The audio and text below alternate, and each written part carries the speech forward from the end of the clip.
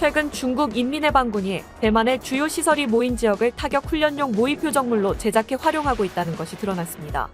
대만의 수도 타이베이의 보아이 특구는 대통령 집무실 건물과 사법 및 입법부 등 중요한 정부 시설들이 모인 곳인데요.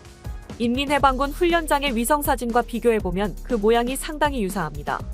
이번에 알려진 훈련장은 보아이 특구 대부분을 구현한 것으로 보아 수도 점령 훈련을 위한 설계로 추측됩니다.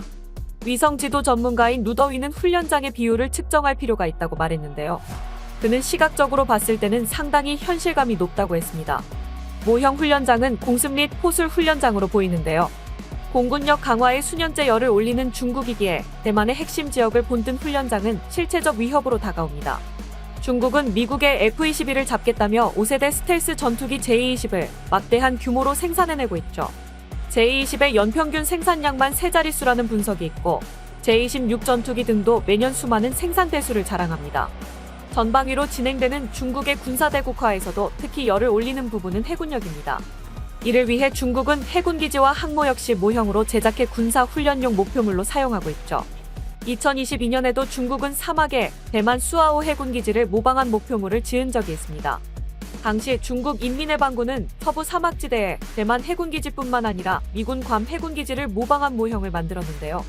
중국군은 YJ-21 대함미사일로 이러한 표적을 타격하는 훈련을 했죠. 최근에는 미국의 제럴드 알포드 항공모함과 비슷한 모형도 포착됐는데요.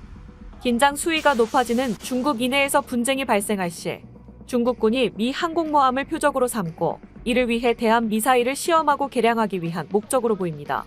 이러한 중국의 훈련에 대해 대만 국방부 장관은 모든 국가가 다른 국가가 보유한 시설을 모방할 수 있다고 반응했는데요.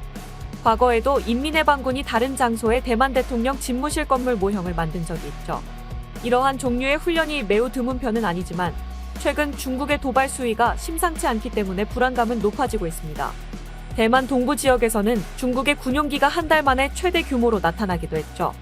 한편 지난주 존 아퀼리노 미국 인도태평양 사령관은 중국이 2027년까지 대만을 침공할 준비를 하고 있다고 말했는데요. 그는 자신이 부임한 지난 3년간 중국이 전투기 400대 이상, 주력 군함을 20척 이상 확보했으며 탄도미사일과 순항미사일 비축량을 2배 이상으로 늘렸다고 밝혔죠.